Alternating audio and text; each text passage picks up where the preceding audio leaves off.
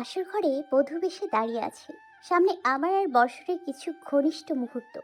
সামনে দাঁড়িয়ে থাকা আমার সদ্য বিবাহ করা স্বামীর মুখ লাল হয়ে গেছে রাগে। এটা দেখে আমার হাত পা সামনে কাঁপছে। বাসঘরে কেমন উপহার পেলাম আমি? রোদ আর সহ্য করতে না পেরে সামনে থাকা টিভি আমার দিকে ফ্লোরে ছুঁড়ে মারল। হাতের কাছে থাকা ছবির ফ্রেমটা তার উপর ফেলে দিল। আমি কানে হাত দিয়ে পিছিয়ে এলাম। তখনই আমার গালে তীব্রভাবে আঘাত পড়ল। আমি ছিটকে পড়লাম। যেখানে কোনো ছেলের সাথে মেলামেশা বন্ধ ছিল, সেখানে একটা ছেলের সাথে এত ঘনিষ্ঠ মুহূর্তে সাহস কি করে হলো তোমার? চিৎকার করে বলে, সাথে আমার গলা চেপে ধরল। তার চিৎকারে আমার হৃদয় কেঁপে উঠল। আমাকে দেখে রোদ আমার হাত ধরে তুলে তার সামনে দাঁড় করালো। কি হলো বল? উত্তর দিচ্ছিস না কেন? বল, তোর মুখ বন্ধ কেন? কিসের জন্য এখন তোর মুখ বন্ধ? আমার চোখ দিয়ে শুধু পানি পড়ছে। আমার মুখে কোনো কথা নেই, দম বন্ধ হয়ে আসছে আমার। এই মনে হয় গেলাম আমি। তার প্রতিটা কথায় আমি বারবার কেঁপে উঠছি। কাঁদছিস কেন? এই, কাঁদছিস কেন? তুই তো কাঁদার জন্য এমন করিসনি। তবে তুই কেন কাঁদছিস? তোর তো সুখের সময় এসে গেছে না ওর সাথে? আমাকে ছেড়ে দিল। আবারও চিৎকার করে কথাটা বলে পাশে থাকা কাচের ফুলদানিটা ভেঙে দিল। আবারও বিকট শব্দে আমার কান চেপে ধরলাম। এবার রোদের হাত অনেকটা কেটে গেল। ওর হাত দিয়ে রক্ত বের হচ্ছে। আমার অনুপস্থিতিতে তোর পাখনা গজিয়েছিল না রে, তাই এইসব করলি। সমস্যা নেই, তোর পাখনা কাটার ব্যবস্থা আমি করছি। তুই চিন্তা করিস না, আমাদের মধ্যে তৃতীয় ব্যক্তির জায়গা আমি হতে দেবো না। কথাটা বলে আমার দিকে এক দৃষ্টিতে তাকিয়ে ও উল্টো দিক ফিরে বাইরে চলে গেল। ওকে থামানোর মতো অবস্থা আমার নেই। আমি ভাঙা কাচের টুকরোর মধ্যে বসে কাঁদতে লাগলাম। এগুলো কি হলো আমার সাথে, কিছুই বুঝতে পারছি না। এই টিভিটাও কে দিল? রোদ নিশ্চিত সব শেষ করে দেবে। ও সব তছনছ করে দেবে। ওর ভয়ানক রূপের কথা ভাবতেই অন্তর আত্মা কেঁপে উঠছে। আমি ছোঁয়া, পুরো নাম ছোঁয়াক্ত তিনটি। অনার্স প্রথম বর্ষে পড়ি। আমার মা বাবা নেই, এতিম আমি। একটা আন্টির বাসায় বড় হয়েছি। সময়ের সাথে সাথে আমার দায়িত্ব ভদ্র মহিলা আমাকে বুঝিয়ে দিয়ে সেও না ফেরার দেশে চলে গেলেন। তার বাড়িতেই থাকতাম আমি। আমার সামনে যে ছিল সে আমার স্বামী রোদ চৌধুরী, পেশা ইঞ্জিনিয়ার। উনি আমার জীবনে এসছে আরও 5 বছর আগে, যখন আমি ক্লাস 10-এ পড়ি। তখন থেকে আমার জীবনে আমার বাবা আর সে বাদে কোনো ছেলের অস্তিত্ব আসেনি বললেই চলে। গত 1 বছর সে একটা কাজে বাইরে ছিলেন। তার দেশে আসার একদিন পরেই হুট করে আমাকে একদিনের মধ্যে বিয়ে করে তার ঘরে তুলে এই বিষয়ে আমার কোনো মত জানার প্রয়োজন কেউ মনে করেনি, ধরে বিয়ের পিঁড়িতে বসে দিল। আমার আর বর্ষণের সম্পর্কটা কিছুটা অনাকাঙ্ক্ষিত ঘটনা। উনি 1 বছরের জন্য বাইরে চলে গেলে কি করে কি হয়ে গেল সত্যি করে আমি একবারও ভাবিনি যে কেউ জানলে কি হবে। একে তো ছিল পাগলের মতো, এখন আরো পাগল হলো। উফ, আর কিচ্ছু ভাবতে পারছি না, সব গুলিয়ে যাচ্ছে। নির্জন রাস্তায় বিয়ের সাজে শেরওয়ানিটা পরে বহু দূর ড্রাইভ করেছে ফুল স্পিডে রোদ। একটা সময় গাড়িটা থামিয়ে বাইরে নেমে আসে। মিষ্টি শীতল বাতাস বইছে। একদম নির্জন একটা পরিবেশ। ঝিঝি করে ডাকছে ঝিঝি পোকাগুলো। রোদ বিকট একটা চিৎকার দেয়। ভেতরের আগুনগুলো কোনো মতে বের হতে চাচ্ছে না। কেন করলে ছোঁয়া এমন? কেন করলে ছোঁয়া? কি ক্ষতি করেছিলাম আমি? ভালোবেসেছিলাম তোমায়, বলেছিলাম না কোনো তৃতীয় ব্যক্তি আমাদের মধ্যে জায়গা হবে না। তুমি তাও আমাদের মধ্যে অন্য কাউকে নিয়ে এলে। কেন করলে ছোঁয়া? ভীষণ ভালোবাসি তো তোমায়, তুমি কেন বোঝো না? রোদ মাটিতে হাঁটু মুড়ে কান্না করছে আর কথাগুলো বলছে। সত্যি সবকিছু ধোঁয়াশা লাগছে তার কাছে। কেমন সবকিছু অন্ধকার। ভালোবাসা থেকে এমন প্রতারণা সে নিতে পারছে না। সকালে ভাঙা কাচ আর এলোমেলো ঘরের মধ্যে নিজেকে এলোমেলোভাবে আবিষ্কার করে ছোঁয়া। গলাটা ভীষণ ব্যথা হয়ে আছে। ধীরে ধীরে খাট ধরে ওঠার চেষ্টা করে। খুব কষ্টে আয়নার সামনে এসে দাঁড়ায়। দেখতে পায় গালে তার 5টা আঙুলের দাগ স্পষ্ট। এগুলো দেখে ছোঁয়ার ভীষণ কষ্ট হচ্ছে, কিন্তু কিছু বলার কোনো অবস্থা নাই। ছোঁয়ার কথা শুনবার মতো কেউ নেই। পৃথিবীতে ছোঁয়ার যে আপন বলতে কেউ নেই। আচ্ছা, যদি কাল রোদের জায়গায় বর্ষণ থাকতো তবে কি বর্ষণ এটা করতো? না, বর্ষণ আমাকে খুব বেশি ভালোবাসে। ও কখনো এমন করতো না। ছোঁয়া আবার কথাগুলো ভেবে কান্না শুরু করে দিল। হঠাৎ তার রুমে ঠকঠক করে শব্দ শোনা যায়। ছোঁয়া নিজেকে সামলে দরজা খোলে। সামনে একজন সার্ভেন্ট দাঁড়িয়ে। ম্যাম, স্যার এই শাড়ি পরে রেডি হতে বলেছে। ছোঁয়া মহিলাটার হাতে একটা শাড়ি দেখতে পায়, একটা নীল রঙা শাড়ি। ছোঁয়া সেটা সার্ভেন্টের হাত থেকে নিতেই সার্ভেন্ট চলে যায়। ছোঁয়া বেশ ভালোই জানে এখন ছোঁয়া জেদ করে শাড়িটা না পরলে হয়তো আরও খারাপ কিছু হবে, তাই চুপচাপ গোসল করে শাড়িটা পরে নেয়। ঘরের ভেতরের অবস্থা দেখলে ছোঁয়ার হৃদয় বারবার কেঁপে উঠছে। কাল রাতের ভয়ানক ঘটনার কথা ছোঁয়ার মনে পড়ছে বারবার। ছোঁয়া শাড়িটা পরে আয়নার সামনে রাখা কিছু গয়না পরে নেয়। আর সেই সময় হাজির হয় রোদ। রোদকে দেখে আমার অন্তরাত্মা ভয়ে কেঁপে ওঠে। ও ঠিক আমার পেছনে দাঁড়িয়ে আমার দিকে শীতল দৃষ্টিতে তাকিয়ে রয়েছে। আমি তাকে দেখে ফ্রিজ হয়ে গেছি। কিছুক্ষণ পর ও তাকানো বাদ দিয়ে এগোতে শুরু করলো। এবার ওর এগোনো দেখে আমি আরো ভয় পেয়ে গেলাম। আমার হাত পা কাঁপতে লাগলো। হঠাৎ আমাকে অবাক করে দিয়ে ও আমার চোখে একটা কালো কাপড় বেঁধে দিলেন। কি করতে চাচ্ছে ও? আমি তো কিছুই বুঝে উঠতে পারছি না। কাল রাতে ছিল কই? যাক, কাল রাতে কোথায় ছিল সেটা তো জানা যাবে না, কিন্তু এখনো কি করবে? আমার ভাবনায় অবসান ঘটিয়ে সে আমায় কোলে তুলে নিল। এবার মনে হয় জান যায় যায় অবস্থা। কোথায় নিচ্ছে আমাকে আর কেন?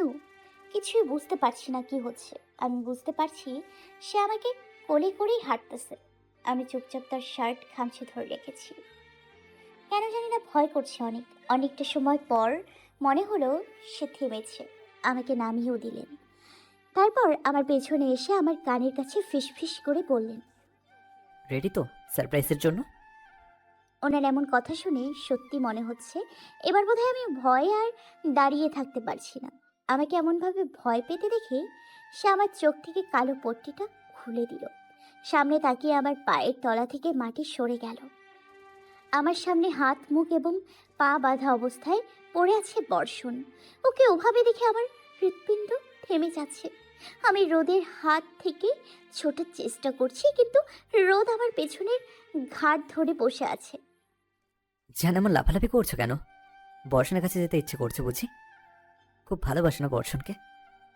কেন ছোঁয়া, আমাকে একটু ভালোবাসা যায় না? কেন আমাকে একটু ভালোবাসা যায় না? আমাকে একটু ভালোবাসো। ওকে এতটা ভালোবাসার অধিকার তোমায় কে দিয়েছে ছোঁয়া? উনি আমার ঘাড়টাকে পেছন থেকে খুব বিশ্রীভাবে চেপে ধরেছে। ব্যথা করছে অনেক। বুকে কিছুটা সাহস নিয়ে বললাম, ওকে ছেড়ে দিন প্লিজ। আমি ওর জীবন আপনার কাছে ভিক্ষা যাচ্ছি। আমার কথা শুনে উনি আমাকে পেছন থেকে আরো জোরে আমার ঘাড়টা চেপে ধরলো। এত ভালোবাসা কবে থেকে জন্ম নিল ছোঁয়া? ওনার কণ্ঠ কাঁপছিল, বুঝতে পারছি তিনি হয়তো কাঁদছেন, কিন্তু আমার সেসব দিকে খেয়াল দিলে চলবে না। উনি হয়তো বর্ষণকে মেরে ফেলবে। বর্ষণ মরলে আমার বেঁচে থাকার কোনো কারণই থাকবে না। রোদ প্লিজ, আমি হাত জোর করে ক্ষমা চাইছি। আপনি যা বলবেন আমি তাই করতে রাজি। রোদ শুধু ওনাকে ছেড়ে দিন। আমি কাঁদতে কাঁদতে কথাগুলো বললাম। ভয়ে বুকের মধ্যে উথাল পাথাল শুরু হয়েছে। উনি আমাকে জোরে ধাক্কা দিলেন, ফলে আমি গিয়ে সোজা সামনের মাঠে গিয়ে পড়লাম। উনি সোজা হাঁটতে লাগলেন বর্ষণের দিকে। আমি উঠতে যাব, কিন্তু এই ভারী শাড়ির জন্য বেঁধে গেলাম। কাল থেকে এই একই ভারী শাড়ি পরে আছি। আমি তাও কষ্ট করে উঠতে উঠতে দেখি রোদ বর্ষণের কাছে চলে গেছে। আমার হার্টবিট দ্বিগুণ বেড়ে গেছে। আল্লাহ, উনি কি করবে? হুট করে উনি আমাকে অবাক করে দিয়ে বর্ষণের হাত পা খুলে দিল।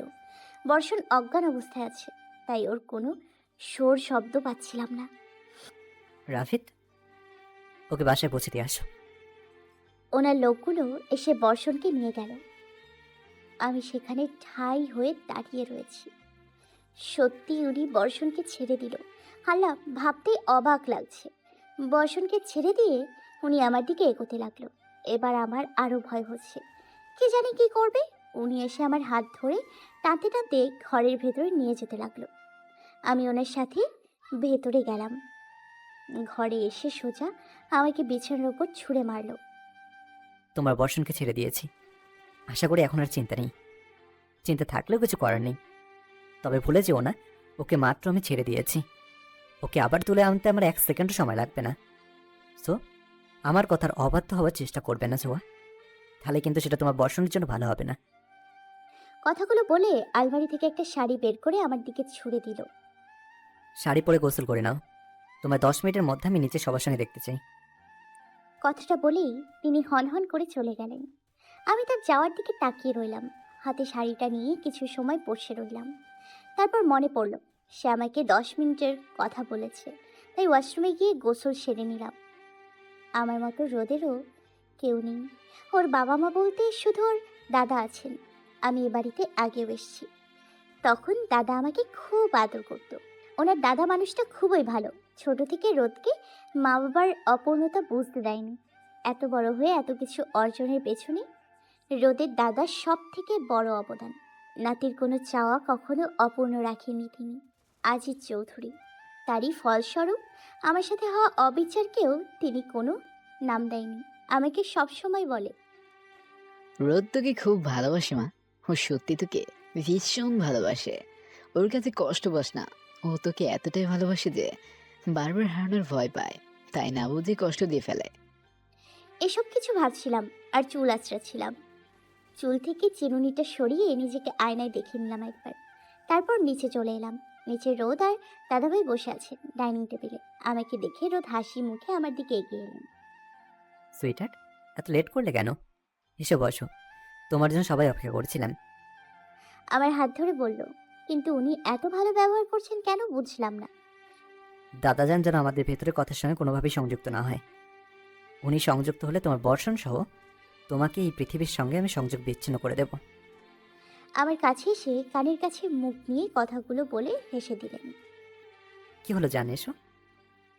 আমি মলিন হেসে তার সাথে তার পাশের চেয়ারে বসলাম। ছোঁয়া, কেমন আছো?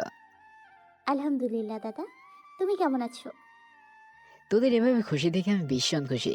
শেষ বয়সে আমি না থাকাকালীন আমার নাতি নাতনিটার খেয়াল রাখতে যে একটা বই এলো, এটাই অনেক। উফ দাদাজান, তুমি আবার কি শুরু করলে? এসব বললে কিন্তু আমি তোমার সাথে কথাই বলবো না। অভিমানের স্বরে কথাটা বললেন রোদ। আমি তার দিকে চেয়ে আছি। ছোঁয়া, খাবার খাও। দাদার কথায় ধ্যান আসলো। সবাই মিলে খাবার শেষ করলাম। আমি কিছুই খেতে পারছিলাম না। মনে হচ্ছিল গলায় বেঁধে যাচ্ছে। বারবার বর্ষণের কথা মনে পড়ে বুকের মধ্যে কেমন কেঁপে উঠছিল। ওকে কি সত্যি রেহাই দিয়েছে নাকি আমাকে শুধু শুধুই বলল? কিছুই বুঝতে পারছি না, কি সত্যি কি মিথ্যা। খাবার শেষ করে রুমে চলে এলাম। বিছানায় বসে বসে ভাবছি, সত্যি কি বর্ষণকে রেহাই দিয়েছে উনি? হঠাৎ কারোর পায়ের শব্দে ধ্যান ফিরল। সামনে তাকিয়ে দেখি রোদ দাঁড়িয়ে। আমি মাথা নিচু করে নিলাম। উনি আমার সামনে বসলেন, আমার মুখটা উঁচু করে ধরলেন। মায়াবী এই মেয়েটা শুধু আমার জন্য ছিল, তাই না? আমার সব স্বপ্ন, আমার সব গোছালো স্বভাব, সব তার জন্য ছিল। সব গোছালো স্বভাবকে অগোছালো করে সব স্বপ্নগুলোকে ভেঙে দিয়ে মায়াবতী আমার হৃদয়টাকে দু টুকরো করে বিভক্ত করে দিল। কি করে পারলে? তুমি এমনটা কি করে করলে ছোঁয়া? খুবই ধীর কণ্ঠে সে কথাগুলো বলল। তার বলা প্রতিটি কথা আমার ভেতরে উথাল পাথাল দিয়ে যাচ্ছে। আমাকে কিছু না বলতে দেখে হঠাৎ আমার গলা চেপে ধরলো খুব শক্ত করে। হুট করে এমন হওয়াতে কিছুটা ভ্যাবাচাকা খেয়ে গেলাম। কেন খেললি আমাকে নিয়ে ছোঁয়া? কেন আমার জায়গায় তুই অন্য কাউকে দিলি? তুই এই সাহস পেলি কোথায় ছোঁয়া? আমাকে খুব শক্ত করে ধরেছে রোদ। আমার দম বন্ধ হবার উপক্রম, কিন্তু তার সেদিকে কোনো ভ্রুক্ষেপ নেই। সে তার মতো করে আমাকে আরো শক্ত করে চেপে ধরেছে। রোদ ছোঁয়ার গলাটা খুব শক্ত করে চেপে ধরেছিল, যার ফলে ছোঁয়ার দম বন্ধ হয়ে আসছিল। সেটা বুঝতে পেরে রোদ ছোঁয়াকে ছেড়ে দেয়। ও আমার গলা ছাড়াতে আমি কাশি শুরু করি। অনেকটা সময় পর যেন আমি দম ফিরে পেলাম। ভীষণ কষ্ট হচ্ছে আমার। একটু পানি প্রয়োজন আমার, কিন্তু আমি দিশেহারা হয়ে গেছি। আশেপাশের কিছুই আমার উপর প্রভাব ফেলতে পারছে না। কেমন কেমন হয়ে যাচ্ছে সব। তখনই আমার সামনে কেউ পানির গ্লাস ধরে। আমি সেটা এক চুমুকে শেষ করি। কিছুটা স্থির হয়ে সামনে দেখি রোদ দাঁড়িয়ে। আমাকে তাকাতে দেখি এক সেকেন্ডও ও লেট না করে ঘর থেকে বেরিয়ে যায়। আমি বিছানায় বসে হাঁটুতে মুখ গুজে কাঁদতে থাকি। মনে পড়ে পুরনো দিনের কথা। সেদিন মুষলধারে বৃষ্টি ছিল। আমি কলেজে পড়ি। যখন রোদ আমার থেকে বিদায় নিতে এলো, শেষবারের মতো। অতীত। ছোঁয়ারানি, এই ছোঁয়ারানি, কোথায় তুমি?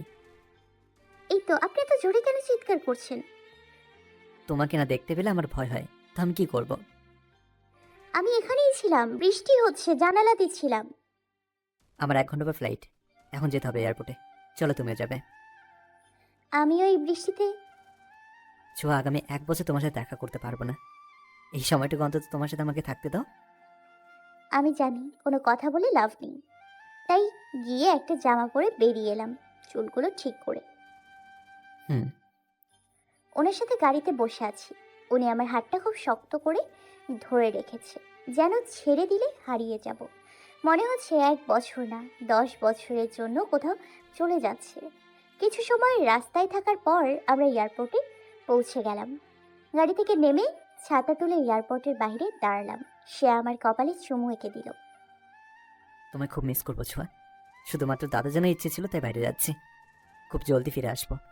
খেয়াল রেখো নিজের। আমার ছোঁয়া এখন তোমার দায়িত্বে। ওর যত্ন কিন্তু তুমি নেবা। কলেজে গিয়ে কোনো ফাজলামি না করে সোজা ক্লাস করবা এবং বাসায় আসবা। ভালো মেয়ে হয়ে থাকবা। সব থেকে বড় কথা, নিজের যত্ন নেবে। খুব মিস করবো তোমাকে ছোঁয়া। তোমার ছাড়া একটা দিনও আমার ভালো কাটবে না। কথাগুলো বলার সময় তার চোখে পানি এসেছিল। আমি নীরব দৃষ্টিতে তার দিকে তাকিয়েছিলাম। কিছু সময় পর সে আমার হাতটা ছেড়ে ভেতরে চলে গেল। যতটা দূর পর্যন্ত আমাকে দেখতে পাওয়া যায় ততটা দূর পর্যন্ত আমাকে দেখেছে সে। সে একদম ভেতরে চলে গেলে আমি চলে আসার জন্য পা বাড়লাম। হঠাৎ দমকা হাওয়া এলো আর আমার ছাদটাকে উড়িয়ে নিয়ে গেল। পুরো বৃষ্টির মাঝে পড়লাম আমি। হায় আল্লাহ, এবার কি হবে? আমি দৌড়ে গাড়ির কাছে আসতে গেলে উল্টো দিক থেকে একটা গাড়ি আমার সামনে চলে এলো। প্রচণ্ড ভয়ে হাত দিয়ে চোখ আটকে নিলাম। তখনই মনে হলো কেউ ঝড়ের গতিতে এসে আমাকে টান মারলো। আমি তার সাথে লেপ্টে গেলাম বৃষ্টির মধ্যে। মুখ তুলে তাকিয়ে দেখি একজন 22 থেকে 23 বছর বয়সের ছেলে, লম্বা ফর্সা মতো করে। ছেলেটার মুখে বোধহয় মায়া আঁকা ছিল, না হলে আমার দৃষ্টি তার দিকে থেকে সরছিল না কেন খোদাই জানে। হঠাৎ ছেলেটা শুকনো কাশি দিল। এই যে ম্যাম, এখানে এভাবে রাস্তায় চলে তো যে কোনো গাড়ি নিমেষে আপনাকে বেটে দেবে। আমি তার থেকে সরে এলাম, আর কোনো কথা বললাম না। আমাকে চুপ থাকতে দেখে ছেলেটা আবার বলল, কি হলো ম্যাম? আপনার জীবন বাঁচালাম আর আপনি দেখি আমাকে উল্টো ভাব দেখাচ্ছেন। কি বলেন? ভাব কেন দেখাবো? ধন্যবাদ আমাকে সাহায্য করার জন্য। আমি এখন আসি। আরে আরে, অপেক্ষা করুন। বৃষ্টিতে ভিজে আপনার অবস্থা খারাপ। এই অবস্থায় আপনি লোকের মধ্যে যাবেন না। এই কোটটা পরে নিন। আমি পাশে থাকা একটা গ্লাসে দেখতে পেলাম সত্যি আমার অবস্থা ভীষণ খারাপ, তাই তার দেয়া কোটটা পরে নিলাম। ধন্যবাদ আবারও। বাই দ্য ওয়ে, এই বর্ষার দিনে আপনার বর্ষণের সাথে দেখা হলো। আমি বর্ষণ, আর আপনি? আমি সোয়া। ছোঁয়া? বাহ, খুব মিষ্টি নাম তো আপনার। ধন্যবাদ। আপনি তো দেখি ধন্যবাদের দোকান খুলে রেখেছেন। যা বলছি তাতে ধন্যবাদ। তার ধন্যবাদ বুঝি ফ্রিতে বিক্রি হয়? ছেলেটার প্রতিটি কথা আমি খুব মনোযোগ দিয়ে শুনছি। বেশ হাস্যরসিক মানুষ সে। ও ম্যাম, ও কই গুম হয়ে গেলেন? জি, আমার মনে হয় এখন বাসায় যাওয়া উচিত। হ্যাঁ, চলুন, আমি আপনাকে বাসায় পৌঁছে দিচ্ছি। জি না, তার দরকার নেই, আমার গাড়ি আছে। আচ্ছা, তো মিস ছোঁয়া, এয়ারপোর্টে আপনার কী কাজ? তাই মুষলধারে বৃষ্টির মাঝে? ওনার এই প্রশ্নটা শুনে আমি কিছুটা অপ্রস্তুত হয়ে উত্তর দিলাম, কিছু না, সামান্য কাজ আর কি। আমি এখন আসি, আল্লাহ হাফেজ। কথাটা বলে আমি গাড়িতে উঠলাম। মামা চলো। গাড়ির কাছের ওপাশে ছেলেটাকে বেশ সুন্দর করেই দেখা যাচ্ছে। পকেটে হাত দিয়ে আমার গাড়ির দিকেই তাকিয়ে আছে। আমি আর বেশি সময় তাকে না দেখে সোজা হয়ে বসলাম। বর্তমান ছোঁয়া সব কিছু ভাবতে ভাবতে ঘুমের দেশে চলে গেছে। এদিকে রোদ তার সমস্ত রাগ একটা বালিশের উপর খাটাচ্ছে। বালিশটাকে ছিঁড়ে টুকরো টুকরো করে ফেলেছে, তাও যেন রাগ কমছে না। কি করে পারলে ছোঁয়া আমার জায়গাটা অন্য কাউকে দিতে? কি করে এটা পারলে তুমি ছোঁয়া? আমার কথা কি তোমার একটি বারের জন্য মনে হয়নি? রোদ খুবই ক্লান্ত আজ। জীবনের সাথে এক প্রকার যুদ্ধ করছে সে। দাদাজানের পরে যাকে জীবন দিয়ে ভালোবাসলো সেই ধোঁকা দিল। এই ক্লান্তি কোন পানিতে মিটবে না, এই ক্লান্তি কোনো কিছুতেই মিটবে না। এটা চিরস্থায়ী ক্লান্তি। দু চোখ বুঝে শুধু ছোঁয়াকেই ফিল করে রোদ। ওর জীবনের মূল্যবান মানুষগুলো কেন এমন করে ধোঁকা দেয় তার ওদের জানা নেই, কিন্তু হৃদয়ের যে কষ্ট তা তো ভুলবার মতো নয়। বিকাল গড়িয়ে রাত হলো। দুই রুমে দুজন আলাদা হয়ে আগের মতোই শুয়ে আছে, কিন্তু তফাৎ একটাই, ছোঁয়া কাঁদে বর্ষণের জন্য আর রোদ কাঁদে ছোঁয়ার জন্য। কি অদ্ভুত ব্যাপার, তাই না? রোদ উঠে ছোঁয়ার রুমে আসে, ছোঁয়াকে ঘুমিয়ে থাকতে দেখে। কি মিষ্টি একটা বাচ্চার মতো ঘুমিয়ে আছে সে। এত মায়াবী মুখটা দেখে কেউ কি আন্দাজ করতে পারবে এই মেয়েটা এতটা কষ্ট দিয়েছে রোদকে? রোদ ছোঁয়ার পাশে গিয়ে বসে, চুপচাপ তার ছোঁয়াকে দেখতে থাকে মন ভরে। কিছু সময় পর ছোঁয়া নড়াচড়া করে ওঠে, সেটা দেখে রোদ ছোঁয়ার থেকে সরে আসে। চোখ খুলতে সামনে রোদকে দেখে ভয় পেয়ে যাই, কারণ সকালের কথা মনে পড়ে। গলায় এখনো প্রচণ্ড ব্যথা আছে। ছোঁয়া, খেতে এসো। জি। কথা না শুনে না জানি কি করে, ওনার সব কথা শুনে চলতে হবে তাই মনে হচ্ছে। কিছুই করার নেই, বর্ষণকে বাঁচাতে হলে আমাকে ওনার সব কথা শুনতেই হবে। দাদু ভাই, তোমাদের আজ সারাদিনে খোঁজ পাইনি, কই ছিলা? আজিজ চৌধুরীর প্রশ্নে কিছুটা ভ্যাবাচাকা খেয়ে গেল রোদ। দাদাজানকে কখনো মিথ্যা বলেনি রোদ, বুঝতে শিখেছে যখন থেকে তখন থেকে। কিন্তু আজ সেই রোদ তার দাদাজানকে কি পরিমাণ মিথ্যে বলছে শুধুমাত্র ছোঁয়ার জন্য। রোদ মলিন হেসে বলে, তোমার নাতিবু আবদার করেছিল একটু লং ড্রাইভে যাওয়ার জন্য, তাই নিয়ে গেলাম আর কি। রোদের কথায় দাদাজান হেসে দিলেন। তোর দাদিকে নিয়েও আমি প্রচুর ঘুরতাম জানিস। তোদের তো 5 বছরের সম্পর্ক, কিন্তু আমার আর তোর দাদি ছিল 4 বছরের সম্পর্ক। বিয়ের পর আমরা প্রচুর ঘুরেছি। তোর বাবা হওয়ার পর থেকে ঘোরাঘুরি কিছুটা কমে গেল, তার আগে আমরা ভীষণ ঘুরতাম। তোদের দাদি মায়ের কাছে আমি কখনো পুরনোই হইনি। ও আমাকে খুব ভালোবাসতো, এতটাই ভালোবাসতো যে কখনো কোনো ছেলের দিকে ও তাকাতো না পর্যন্ত, কারণ ও জানতো আমাদের জীবনে এখন একটা সুতোই গাথা। দাদাজানের কথা শুনে রোদের বুকের মাঝে মোচড় দিয়ে ওঠে।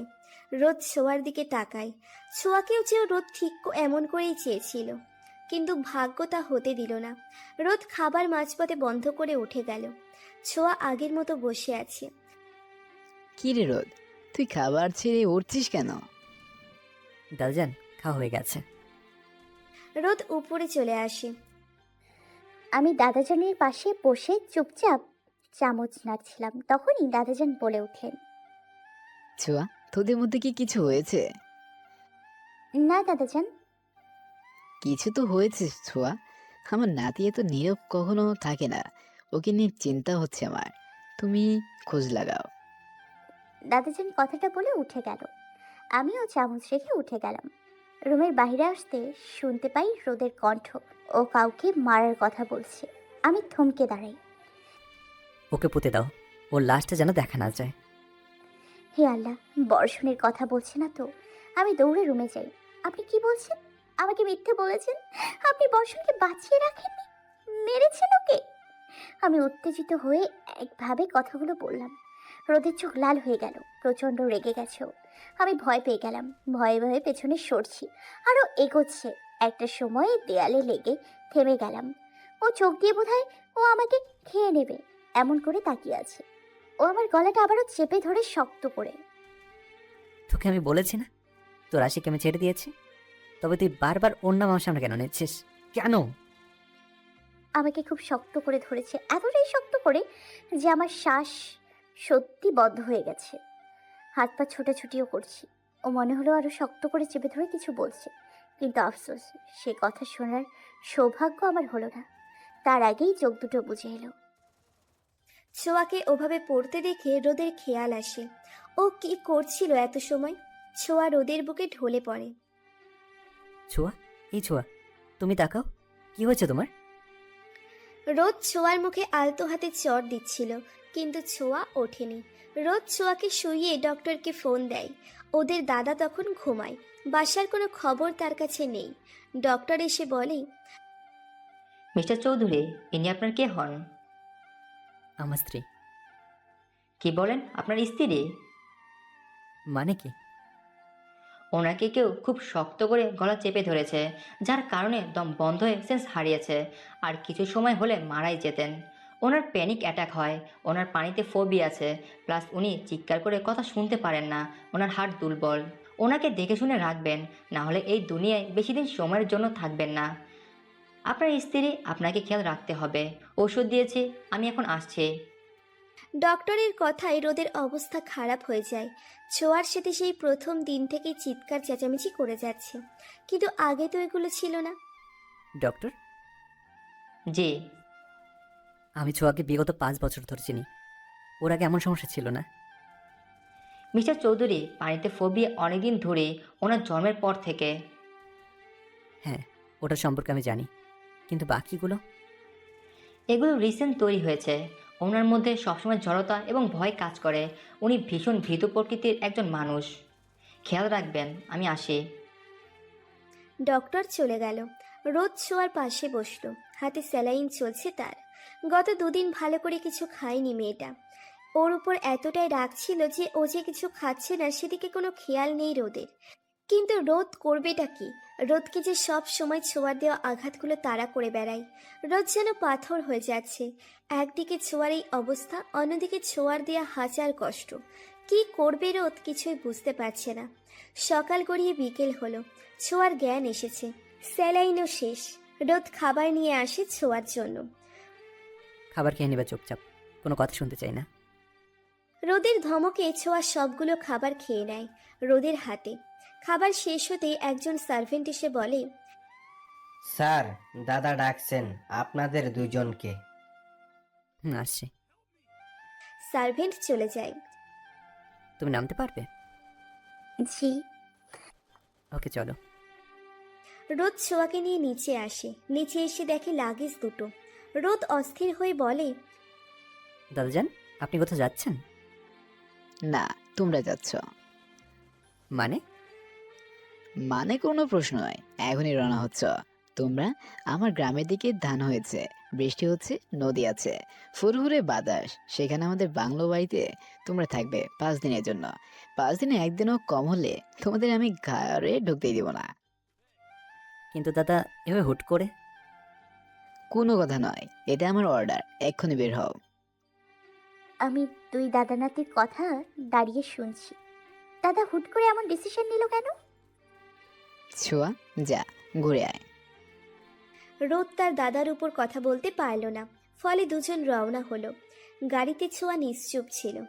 রোদ ছোঁয়ার এই অবস্থা দেখে ভীষণ কষ্ট পাচ্ছে, কিন্তু ওর হাত পাও বাঁধা, আর এই বাঁধনের জন্য দায়ী একমাত্র ছোঁয়া। অনেকটা পথ ড্রাইভ করার পর তারা গ্রামের বাসায় পৌঁছে যায়। গাড়ি থেকে নেমে ছোঁয়া দেখে তাদের বাসার পাশেই ধান ক্ষেত। সন্ধ্যার সময় বেশ বাতাস হচ্ছে। ছোঁয়া নিজের অজান্তে সেদিকে এগিয়ে যায়। রোদ তা দেখেও কিচ্ছু বলে না। ছোঁয়া গিয়ে বাতাসের মাঝে আলের উপর দাঁড়ায়। অসম্ভবভাবে বাতাস বইছে, আর মিষ্টি ঘ্রাণ। এখনই বৃষ্টি হবে। চারিদিকে কালো হয়ে এসেছে মেঘে। যা হবার তাই হলো। কিছু সময়ের মধ্যে ঝুমঝুম করে বৃষ্টি নেমে গেল। ছোঁয়া মুখটা উঁচু করে বৃষ্টিগুলো উপভোগ করছিল, আর দূর থেকে রোদ ছোঁয়াকে দেখছিল। রোদ ছোঁয়াকে ভিজতে দেখছিল, এমন সময় আকাশে বিশাল আলোর ঝলকানি। রোদ তৎক্ষণাৎ দৌড়ে ছোঁয়ার কাছে যায়। ছোঁয়া বিদ্যুৎ চমকানোটাকে ভীষণ ভয় পায়। আলোর ঝলকানির পরেই ভীষণ শব্দে বজ্রপাত হয়। ছোঁয়া ভয়ে পেছন ফিরে রোদকে শক্ত করে জড়িয়ে ধরে। রোদের বুক পর্যন্ত আমার উচ্চতা। আমার মাথাটা ঠিক ওর বুকে পড়েছে। ওর হৃদয় স্পন্দন শুনতে পাচ্ছি। ভেতর থেকে ইচ্ছে আসছে কেন এই সময়টা এখানে থেমে যাক। ওর বুকে এভাবে মাথা গুজে থাকতে আমার খুব ভালো লাগছে। অনেকটা সময় কাটার পর যখন ছোঁয়া রোদকে ছাড়ছে না, তখন রোদের একটু সন্দেহ হয়। রোদ ছোঁয়ার হাতটা ধরে, বুঝতে পারে ছোঁয়ার জ্বর আসছে, কিন্তু ছোঁয়ার জ্ঞান নেই। রোদ তখনই ছোঁয়াকে কোলে করে রুমে আসে। ছোঁয়া তো পুরোই ভিজে গেছে, ওকে শুকনো কাপড় পরাতে হবে। রোদ ছোঁয়ার জ্ঞান আনার চেষ্টা করে, কিন্তু ছোঁয়ার ভীষণ জ্বরের কারণে সে চোখই খুলতে পারছে না। রোদ চিন্তিত হয়ে পড়ে। তখনই রোদের মনে পড়ে এ বাড়িতে একটা কাজের মহিলা আছে, যাকে দিয়ে সে ছোঁয়ার কাপড় পাল্টে দিতে পারে। রোদ দৌড়ে নিচে আসে, কিন্তু সেখানেও কাজ হয় না। সেখানে দেখা যায় মহিলা তার স্বামীকে রেখে কিছুদিনের জন্য গ্রামে গেছেন। রোদ নিরুপায় হয়ে ছোঁয়ার কাপড় পাল্টে শুকনো কাপড় পরিয়ে দেয়। মেয়েটাকে ভিজতে যাওয়া উচিত হয়নি, ভিজে জ্বর চলে এসছে। রোদ ছোঁয়াকে কম্বল জড়িয়ে দেয়। ছোঁয়া বাচ্চাদের মতো নিজেকে গুটিয়ে নিয়েছে। রোদ ছোঁয়ার কপালে হাত বুলাতে থাকে। আজ কেন জানি কোনো রাগ করতে পারছে না রোদ, পারছে না অভিমান করে দূরে চলে যেতে, পারছে না রোদ ছোঁয়াকে কিছু বলতে। ছোঁয়ার আজকের ছোঁয়াটা একটা অন্যরকম অনুভূতি দিয়েছে রোদকে। এর আগে ছিল এমন, কিন্তু বিদেশ থেকে আসার পর এই প্রথম ছোঁয়ার ছোঁয়াতে রোদ এমন অনুভূতি ফিল করছে। রোদের কাছে সব কিছু যেমন রহস্য হয়ে আসছে, সব কিছু ঘোলাটে হয়ে আসছে। বাইরে ভীষণ বৃষ্টি নেমেছে, ঠান্ডা বাতাস আসছে জানালা দিয়ে। একটু পর পর বিদ্যুৎও চমকে উঠছে। ছোঁয়া প্রতিবার কেঁপে উঠছে। রোদ ছোঁয়াকে ভয় পেতে দেখে ছোঁয়াকে জড়িয়ে ধরে। রোদের মুখের মাঝে গুটিসুটি মেরে শুয়ে আছে ছোঁয়া। এত মায়া, এত মমতা, এত ভালোবাসা। সে রাতে কারোর খাওয়া হলো না। রোদ ওভাবেই ছোঁয়াকে বুকে জড়িয়ে ঘুমিয়েছিল সারা রাত। কত দিন পর রোদ শান্তিতে ঘুমাতে পারল তা রোদ নিজেও জানে না। ছোঁয়া হচ্ছে রোদের প্রশান্তি, রোদের সান্ত্বনা, রোদের আকাঙ্ক্ষা, রোদের ভালোবাসা, সব কিছু ছোঁয়াকে নিয়েই। সকালের মিষ্টি রোদ ছোঁয়ার মুখে পড়তেই ছোঁয়া টিপ টিপ করে চোখ খুলল। নিজেকে রোদের বুকের মাঝেই আবিষ্কার করে, কিন্তু মাথাটা তার ভীষণ ভার, চাইলেও উঠতে পারছে না। অসুস্থতা এখনো পুরো কাটেনি। রোদ বুঝতে পারে ছোঁয়া উঠে গেছে, তাই রোদ ছোঁয়া থেকে সরে উঠে পড়ে, সোজা ওয়াশরুমে চলে যায়। কিছু সময় পর বেরিয়ে আসে। তুমি বসো, আমি খাবার নিয়ে আসছি। চুপচাপ কিন্তু বসে থাকবে এখানে, একদম নড়বে না। রোদ নিচে চলে যায়। আমি টুপটুপ করে উঠে ওয়াশরুমে যাই। কিছু সময় পর রোদ ফিরে এসে ছোঁয়াকে না দেখে ছোঁয়াকে ডাকতে শুরু করে। ছোঁয়া, এই ছোঁয়া। জি আসছি। ওয়াশরুম থেকে বেরিয়ে আসি, উনি খাবার হাতে দাঁড়িয়ে আছে। আমি আসাতে আমাকে খাইয়ে দেয়। আপনি খাবেন না? খাবো, তুমি ওষুধ খেয়ে নাও। রোদ আমাকে ঔষধ দিয়ে জানালার পর্দা খুলে দেয়। এটা একটা গ্রাম। এই বাড়ির বেলকনি থেকে প্রায় সবটা দেখা যায়। আমি বেলকনিতে গিয়ে দাঁড়ালাম। সত্যি কি সুন্দর দেখাচ্ছে। চারিদিকে সবুজ ধান ক্ষেত, একপাশে গ্রাম, বাড়ি বাড়ির সব কিছু কত গোছালো। সব থেকে গুরুত্বপূর্ণ কথা হলো প্রচুর পরিষ্কার। আমার খুব ভালো লাগছে। মেঘ এখনো আকাশে, মিষ্টি বাতাস বইছে। বৃষ্টির পরে মাটির একটা মিষ্টি ঘ্রাণ আসে, সেটা পাচ্ছি আমি। রোদ ছোঁয়াকে দেখছে আকাশ থেকে একটা পরী নেমে তার বাসার ব্যালকনিতে দাঁড়িয়েছে। মিষ্টি বাতাসে পরীটার চুলগুলো উড়ছে, শাড়ির আঁচলটা উড়ছে। কি যে মিষ্টি দেখাচ্ছে তাকে, তা বলার মতো ক্ষমতা রোদের নেই। রোদ ছোঁয়ার দূরত্ব বুঝি এখন কমবে, এখন ওদের মধ্যে ভালোবাসার সম্পর্কটা গভীর হবে। ছোঁয়া, জি। আজ বাইরে ঘুরতে যাব। আমার মনটা খুশি হয়ে যায়, আপনা আপনি মুখে হাসি চলে আসে। আমি ওইখানটায় যেতে চাই। আমি আঙুল দিয়ে দেখালাম। রোদ আমার কাছে এগিয়ে আসে। কই? ওই দেখুন, ওই যে ঘের মনে হচ্ছে। ও, ওটা? আচ্ছা, নিয়ে যাব, কিন্তু ওখানে যেতে গেলে নৌকাতে উঠতে হবে। কালকের বৃষ্টিতে পুরো বিল পানি পানি হয়ে গেছে। নৌকার কথা শুনে আমার মুখটা ফ্যাকাশে হয়ে গেল। পানিতে প্রচুর ভয় আমার। রোদ মিষ্টি হেসে পড়ল। আমি তো থাকবো, পড়তে দেবো না তোমাকে। ওটা কাদের ঘের? তুমি গিয়ে চিনো? হ্যাঁ চিনি তো। আন্টি তো গ্রামে ছিল, ওনার থেকে ছোট থাকতে অনেক গল্প শুনেছি। আর আমি সবই চিনি, অন্তত এটা বলবো না ধান গাছে কি ফার্নিচার হয়। আমার কথা শুনে রোদ হেসে দিল শব্দ করে। আমি ওর দিকে তাকালাম, ওর হাসিটা মন কাড়া। আচ্ছা, ওটা একটা চাচার ঘের। ওখানে প্রায় সব গাছই আছে, কিন্তু ওর মাঝেও কিন্তু পানি মাছ চাষ হয়, বুঝেছো? হুম, আমি এখানে বসে থাকি। খুব ভালো লেগেছে জায়গাটা। হুম। আচ্ছা বসো, বাজার করে আসি। এখানে খাবার মতো কিছুই নেই। আচ্ছা। রোদ চলে গেল। আমি বেলকনিতে বসে রইলাম। যদি তোমায় জানাতে পারতাম সব সত্যিটা রোদ, তবে আমাদের মাঝে কোনো দূরত্ব থাকতো না, থাকতো না কোনো সমস্যা। একটা সুন্দর সংসার হতো তোমার আর আমার। মিষ্টি সুন্দর পরিবেশ আর প্রিয়জনের সাথে কাটানো প্রতিটা মুহূর্ত আমি উপভোগ করতে চাই।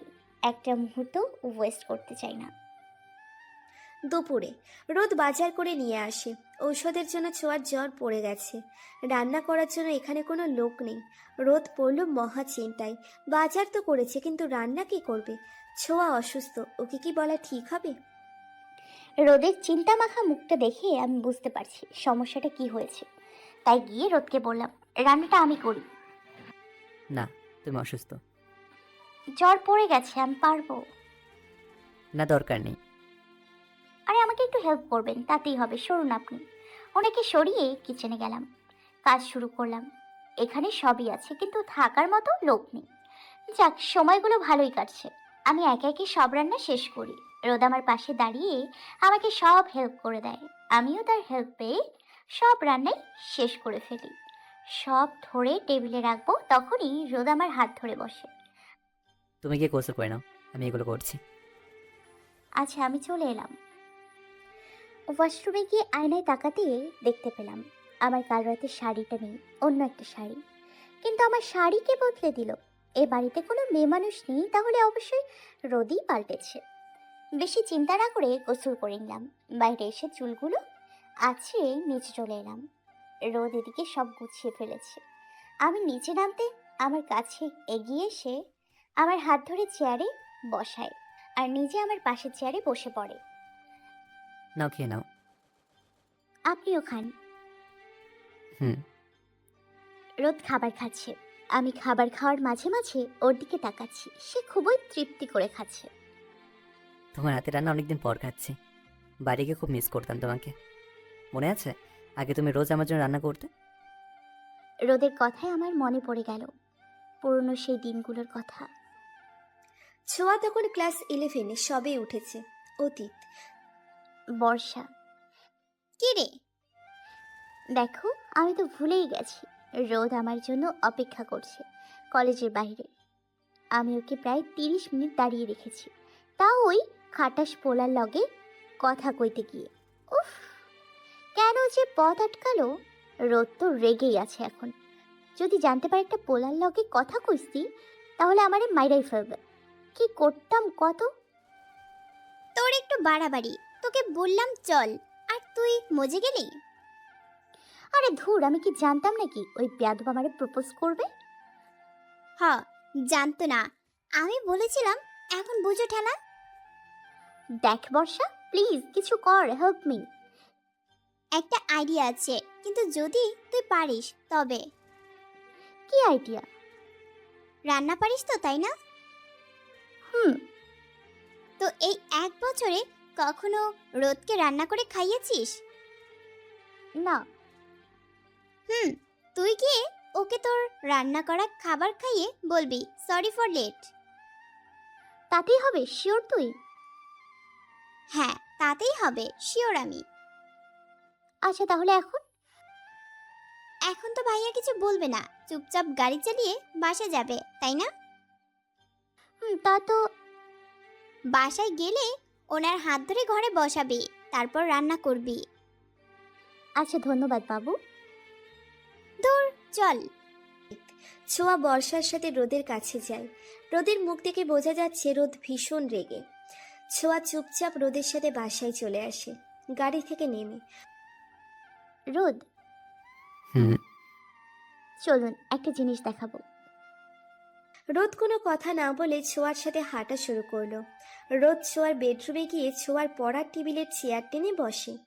রোদ আর যাই করুক কখনো ছোঁয়ার কথা ফেলেনি। ছোঁয়া দৌড়ে গিয়ে রান্নাঘরে চলে যায়, এক বাটি নুডলস বানিয়ে নিয়ে ঘরে আসে। রোদ ছোঁয়ার বইগুলো দেখছিল। ছোঁয়া বাটি নিয়ে রোদের দিকে এগিয়ে আসে। সরি ফর লেট, আর এমন হবে না। ছোঁয়ার নরম গলার কথা শুনে রোদ ছোঁয়ার দিকে তাকায়। হাতের বাটি দেখে রোদ কিছুটা অবাক হয়। কি হলো? নুডলস। রোদ ভ্রুকুচকে তাকায়। আরে আমি রান্না করেছি আপনার জন্য। রোদ হেসে দেয়। তুমি রান্না পারো? হ্যাঁ। আগে বলনি তো। এখন তো বলছি, রাগ কমেছে? রোদ হেসে বলল, ছোঁয়া রানী, তুমি আমার মনে রানী। তোমার ওপর রাগ করে থাকা যায় নাকি?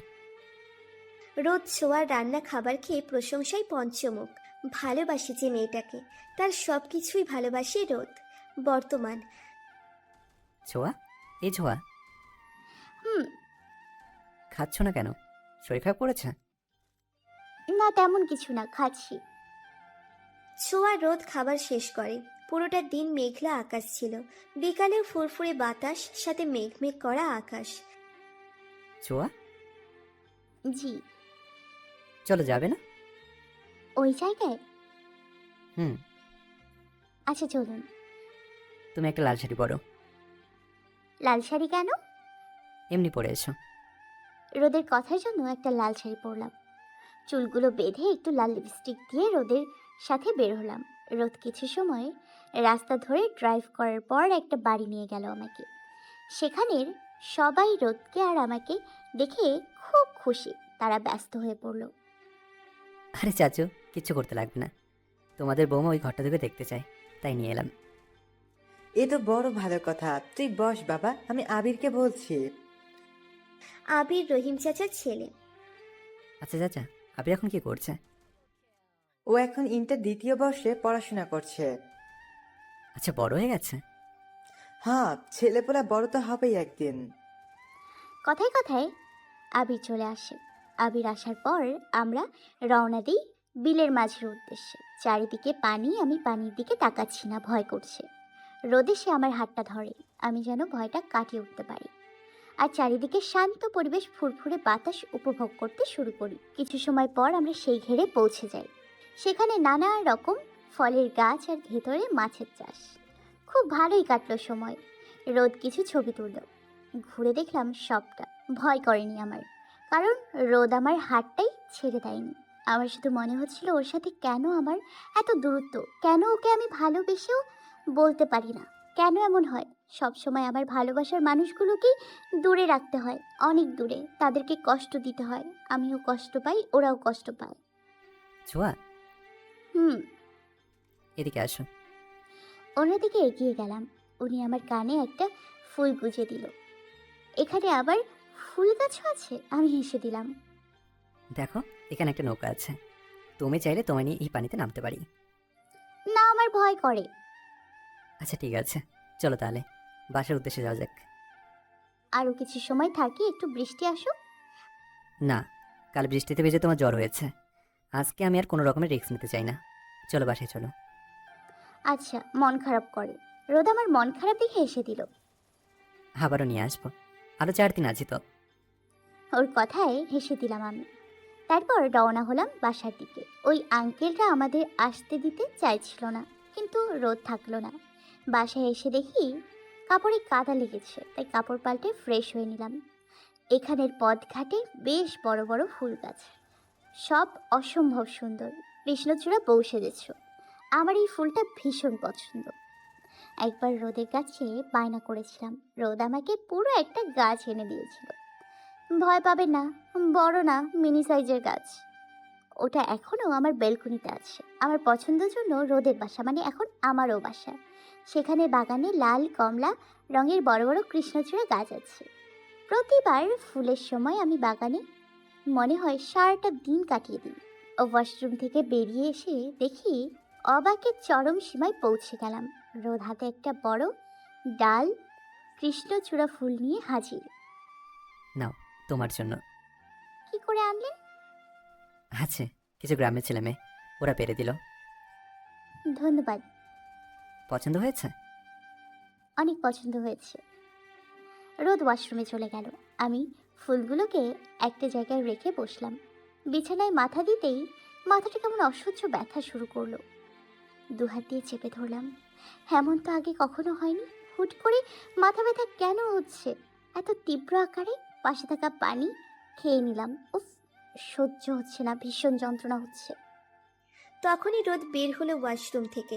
ছোঁয়াকে মাথা চেপে ধরতে দেখে ছোঁয়ার কাছে এগিয়ে যায় রোদ। কি হয়েছে ছোঁয়া, কোনো সমস্যা? আমার না ভীষণ মাথা ব্যথা হচ্ছে রোদ, সহ্য হচ্ছে না। ছোঁয়ার এমন কণ্ঠ শুনে রোদ বিচলিত হয়ে পড়ল। তুমি বালিশে মাথা দাও।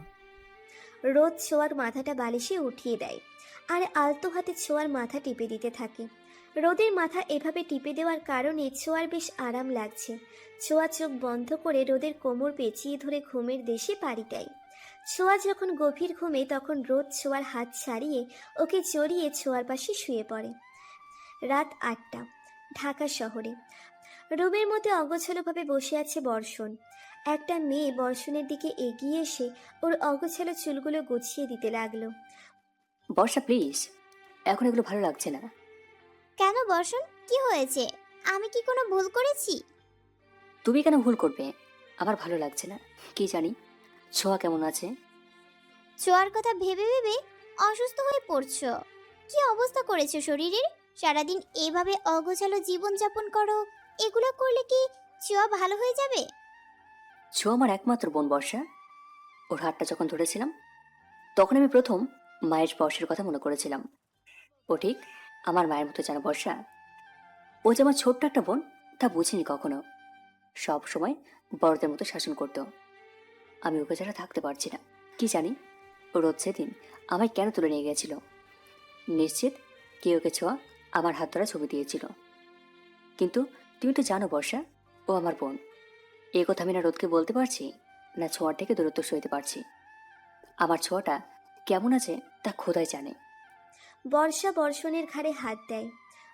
প্লিজ বর্ষণ, এভাবে ভেঙে পড়ো না। তোমাদের সিচুয়েশন আমি বুঝতে পারছি, আমি বুঝতেছি সব কিছু, কিন্তু কি করব বলো? সৃষ্টিকর্তা যা চায় তাই তো হয়। আমার বিশ্বাস ছোঁয়া একদিন রোদ ওকে অনেক ভালো রাখবে। তুমি রোদকে চেনো না বর্ষা। ও আমাকে যেদিন তুলে রেখেছিল ওই দিন আমি বুঝে গিয়েছিলাম ছোঁয়ার সাথে কেউ আমাকে বাজেভাবে উপস্থাপন করছে। কিন্তু কাউকে বুঝতে দেওয়া যাবে না ছোঁয়া আমার বোন। আমি কেমন ভাই, বর্ষা নিজের বোনের সাথে হওয়া অন্যায় ঠেকাতে পারছি না। বর্ষণ, একটা সময় আসবে যখন তুমি সব ঠেকাতে পারবে। প্লিজ এখন মন খারাপ করো না। বুঝতে পারছি না বর্ষা, আমার বোনটাকে আমি কি করে বিপদ থেকে রক্ষা করব। আল্লাহর উপর ভরসা রাখো, ইনশাআল্লাহ ভালো কিছু হবে। বর্ষণ বর্ষার হাতে চুমু খায়। তোমার জন্য আমার জীবন একটু ইজি হয়ে গেছে। তুমি তো আমার সব বর্ষণ, আমার জীবনে তুমি ছাড়া কেউ নেই। ছোঁয়া ঘুমোচ্ছে। বন্ধ চোখে ছোঁয়াকে কি অসম্ভব মায়াবী লাগছে তা বোঝানোর ক্ষমতা রোদের নেই। ছোঁয়া রোদের বুকের মধ্যে লেপ্টে আছে। কি মায়াবী ছোঁয়া! রোদের কাছে আজও সবটা কেমন অদ্ভুত। ছোঁয়া কি করে অন্য কারোর সাথে রিলেশনে জড়াতে পারে? রোদের যেন বিশ্বাসই হয় না এই মেয়েটা তাকে ধোঁকা দিতে পারে। মেয়েটা যে ওকে খুব ভালোবাসে। ছোঁয়া রোদের বুকে ঘুমালেই রোদের কলারটা চেপে ধরে এক হাত দিয়ে। বাচ্চারা যখন কারোর কোলে ওঠে তখন এমন যার কোলে ওঠে তার জামা কাপড় আঁকড়ে ধরে, যেন ছেড়ে দিলে পড়ে যাবে। ছোঁয়া ঠিক তেমন করে রোদকে আঁকড়ে ধরে। ছোঁয়ার এই ছোট্ট ছোট্ট কাজ রোদের ভীষণ ভালো লাগে। ভালোবাসার মানুষের সব কাজই ভালোবাসার চোখে ভালো লাগে। কিন্তু এই বাচ্চামিগুলো ছাড়া রোদের জীবন যে অপূর্ণ। রাত 11টা। রোদ ছোঁয়াকে আলতো করে ডাকছে। ছোঁয়া, এই ছোঁয়া, ওঠো। হুম। ওঠো ছোঁয়া, ভাত খেতে হবে তো। উফ, আপনিও ঘুমান। রোদ ছোঁয়ার কথা শুনে হেসে দেয়। আরে ওঠো ছোঁয়া। রোদ টেনে ছোঁয়াকে ওঠায়। কি? ছোঁয়ার চুলগুলো সামনে এসে এলোমেলো হয়ে আছে। রোদ সেগুলো গুছিয়ে কানে গুজে দিল। ভাত খেতে হবে, তারপরে ঘুমাবে। এখন ইচ্ছে হচ্ছে না।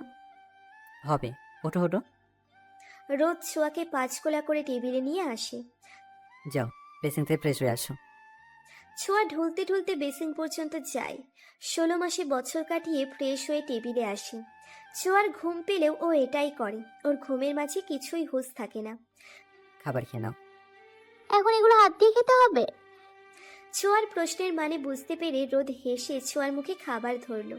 ছোঁয়া বাচ্চাদের মতো রোদের হাতে খেয়ে নিল। খাবার শেষে রোদ ছোঁয়াকে নিয়ে রুমে আসে। এবার ঘুমাও। কিন্তু এবার তো ঘুম আসবে না, ভেঙে গেছে। তো কি করতে হবে? ঘুরতে নিয়ে যাবেন? হিনাতে কোথায় যাব? গ্রামের রাস্তা ধরে হাঁটতে ভালোই লাগবে রাতের বেলায়। রোদ আমার আবদারটা শুনে অবাক। এখন এই রাতে? চলুন না। আমার মুখের হাসি দেখে রোদ সেটাকে ফেলতে পারল না। আমাকে নিয়ে বের হলো গ্রামের রাস্তায়। ফুরফুরে শীতল বাতাস, আমি রোদ, আমার মাথাটা রোদের কাঁধে। চুপচাপ নিঃশ্বাস নিচ্ছি শুধু। রোদ, হুম। আমার আপনাকে কিছু বলার আছে। কি? এদিকে বসুন। আমরা একটা গাছের তলায় বসলাম। কিছু সিরিয়াস? আমার আজ আপনাকে অনেক কিছু বলার আছে। বলো। আমি কি জানেন? আমার পরিচয় কি? আমি যে এতিম, আমার বাবা মা কে ছিলেন? এখন এসব প্রশ্ন কোনো মানে নেই। আছে, আমি আরিফ খান আর কণিকা খানের দুই মাত্র সন্তান। আমার বড় ভাই বর্ষণ খান। আমার কথা শুনে রোদের মুখের অবস্থা পুরোটাই পাল্টে গেল। আমি ওর দিকে তাকালাম। হ্যাঁ, যে মেয়েটা আর ছেলেটাকে আপনি এতদিন ধরে খুঁজে বেড়াচ্ছেন মারবেন বলে, আমরাই সেই দুইজন। বর্ষণ আমার আপন ভাই, এ কথা আমিও জানতাম না। আপনি চলে যাবার দিন ওর সাথে আমার দেখা। একটা কোট দিয়েছিল আমাকে, সেটা ফেরত দিতেই ওর সাথে আমার দ্বিতীয়বার দেখা হয়। অতীত। এই বর্ষণ নামক ছেলেটার কোট আমার কাছে কি করবো এটার? তাকে তো দিতে হবে, কিন্তু খোঁজ কি করে পাবো? সব ভাবতে ভাবতেই হুট করে ফোনটা বেজে ওঠে। অচেনা নাম্বার থেকে এই সময় কে ফোন করলো? ছোঁয়া ভাবতে ভাবতে ফোন তোলে। আসসালামু আলাইকুম। ওয়ালাইকুম আসসালাম। আমি বর্ষণ বলছি। বর্ষণ, আচ্ছা আপনার কোটটার জন্য ধন্যবাদ। আপনি কোটে ফেরত দেবো কি করে? কাল দেখা করুন কোথায়? ক্যাফেতে। আচ্ছা। ছোঁয়া ফোনটা রেখে দেয়। পরের দিন সকালে ছোঁয়া সময় মতো ক্যাফেতে পৌঁছে যায়। টানা 3 দিনের বৃষ্টি শেষে সবে রোদ বের হলো। চারিদিকে পানির উপর আলোতে চিকচিক করছে পরিবেশ। বর্ষণ পেছন থেকে ছোঁয়াকে ডাক দেয়। ছোঁয়া পেছনে তাকিয়ে ছোট্ট একটা হাসি দেয়। বর্ষণ ছোঁয়ার সামনে আসতে ছোঁয়ার ব্যাগে থাকা কোটটা বর্ষণকে দেয়, আর বর্ষণ সেটা গ্রহণ করে। এভাবে তাদের সম্পর্কের শুরু হয়। বর্ষণ ছোঁয়াকে বরাবর ছোট বোনের মতো দেখত, ছোঁয়া বর্ষণকে ভাইয়ের মতো দেখত। রোদের অপূর্ণতাকে বর্ষা বুঝতে দেয়নি, সব সময় ভাইয়ের মতো আগলে রেখেছে। 5 মাস পর ছোঁয়া বসে আছে কলেজের বাইরে একটা ছাউনির তলায়। দূর থেকে দেখা যায় বর্ষণ দৌড়ে আসছে। ছোঁয়া বর্ষণকে এভাবে দৌড়াতে দেখে ভয় পেয়ে যায়। কিছু হলো না তো? ছোঁয়া উঠে দাঁড়ায়। বর্ষণ ছোঁয়ার দিকে এগিয়ে ছোঁয়াকে হুট করে জড়িয়ে ধরে। ছোঁয়া হুট করে এ বিষয়টাকে সহ্য করতে পারে না, বর্ষণকে জোরে ধাক্কা দেয়। বর্ষণ ছিটকিয়ে আবার ছোঁয়ার দিকে তাকায়। ছোঁয়া, বর্ষণের চোখের কোণে পানি চিকচিক করে। তুই জানিস তুই কে? মানে কি? তুই আমার বোন, আমার একমাত্র বোন। কি বলছেন ভাইয়া এগুলো? কিছুই বুঝতে পারছি না আমি। তুই আমার বোন, আমরা দুজন 2 ভাই বোন। তুই একদম এতিম নস। আমি তোর আছি। বাবা আরিফ খান আর মা কণিকা খান। ছোঁয়া বর্ষণের মুখে বাবা মায়ের নাম শুনে আকাশ থেকে পড়ল। কি? হ্যাঁ, এই দেখ পিচ্ছেকালে ছবি, যখন তুই অনেক ছোট। এতে আমিও আছি। আমি ছবিটা দেখে পুরোই পাথর হয়ে গেলাম। এমন ছবি আমার কাছেও আছে, ঠিক যেন এর কার্বন কপি। এই ছবিটাকে তো আমি আমার বাবা মা আর ভাই হিসেবে চিনতাম। হ্যাঁ, এটাই আমার কাছে আছে। আমাদের বাবা মায়ের মৃত্যুর আগে ওরা দুটো ছবি আমাদের দুজনকে সাথে দিয়ে দেয়। ওদের মৃত্যু কি করে? ছোঁয়া, রোদ তোর ভালোবাসা আমাদের সব থেকে বড় শত্রু। মানে? আমার বাবা মাকে রোদের দাদা হত্যা করেছে। সেদিন হয়তো আমিও মারা যেতাম, কিন্তু মা বাবা খুব কষ্টে আমাকে বাঁচিয়ে রেখেছে। কি বলছেন ভাইয়া? ঠিকই বলছি। প্রায় 20 বছর আগের কথা। তুই যখন মায়ের কোলে, আমার বয়স 5 থেকে 6। আমার বাবা মা ছিলেন সাংবাদিক। তারা রিপোর্ট করতে করতে চৌধুরী বাড়ির একমাত্র জালের সম্পত্তি, যে সমস্ত ডকুমেন্ট আছে, সবকিছু জব্দ করে। এদিকে রোদের দাদা সেটা জানতে পেরে বাবা মাকে প্রথমে বলে সেটা দিয়ে দিতে, কিন্তু তারা সেটা দেয় না। হয়তো এটাই ভুল ছিল। সেগুলো না দেওয়ায় মা বাবাকে নির্মমভাবে মেরে ফেলে। সেদিন বাসায় মা আমাদের নিয়ে পিছন দরজায় এসেছিল। আমার পকেটে একটা ছবি আর তোর বুকে একটা ছবি দিয়ে তোকে আমার কোলে তুলে দিয়েছিল। আমি তোকে বেশি সময় রাখতে পারিনি। রাস্তা একটা আন্টি ভেবেছিল হয়তো আমি শিশু চোর, তাই তোকে আমার থেকে কেড়ে নিয়ে গেছিল। তখন থেকে তুই আমি একা। আমি যে পরিবারের সন্তান হিসেবে বড় হয়েছি, আমাকে ওরা খুব ভালোবাসে। আজ এই পর্যন্ত আমি প্রতিষ্ঠিত হয়েছি তাদেরই জন্য। কিন্তু আজ এই সব কথা আমি সূত্র ধরে ধরে জানতে পারলাম। ভাইয়া রে, রোদ তাহলে আমাদের কেন ভুল বুঝবে? দোষ তো ওর দাদার। না রে বোন, রোদ তার দাদার কাছে পণ করেছে। আমাদের দুজনের একজনকে পেলেও সে অবস্থায় সেই জায়গাতে যাতে আমাদের মৃত্যু হয়। কেন? কারণ বাবাকে মেরেছিল ওর আগে। বাবার মৃত্যুর সময় আমি মা তুই লুকিয়েছিলাম। তখন বাবা বলেছিল, আমাকে মেরে দিয়ে ভাবিস না, সব কালো কাজ লুকিয়ে যাবে। আমার 2 সন্তানের কাউকে আল্লাহ বাঁচিয়ে রাখবে। এবং তাদের হাত ধরে তোর শাস্তি হবে। তোর সন্তানদের বাঁচতে দিলি তো। কিন্তু যখন রোদের দাদা আমাকে পায় না, তখন বুঝতে পারে সত্যি কিছু একটা হয়েছে। আমরা পালিয়েছি। তখন সে তার ভালোবাসার রোদকে তৈরি করে শুধুমাত্র জেদের কারণে আমাদের দুজনের একজনকে সামনে পেলে রোদ সেখানে মেরে দিতে বাধ্য। কারণ রোদ ওয়াদাবদ্ধ এবং ওর দাদার কসম কেটে শপথ নিয়েছে। এগুলো কি করে জানলে ভাই? দেখ রোদ, গত 15 বছর যাবৎ আমাদের খুঁজতেছে, এগুলো তার প্রমাণ। বর্ষণ কিছু কল রেকর্ড আর ছবি দেখায়। ছোঁয়ার আর বুঝতে বাকি রইল না হচ্ছেটা কি। ভাই এবার কি করব? জানি না বোন, খবরদার তুই রোদকে তোর পরিচয় দিবি না। বর্তমান। সেদিন ভাইকে জড়িয়ে বহুত কেঁদেছিলাম। সেই ছবিগুলো তোমার গার্ড তোমাকে দিয়েছে রোদ। রোদ আমার ভাই, আর আমি জানি তোমার সাথে আমাদের মোকাবেলা কখনো সম্ভব না। তাই আমি তোমার সামনে বসেছি। এতদিনের ভালোবাসার এইটুকু দাম দিও। আমার ভাইকে ছেড়ে দাও। আমার কথা শেষ হতে হঠাৎ রোদ আমাকে জোরে একটা চড় দিয়ে দিল। আমি ছিটকে রাস্তায় পড়লাম।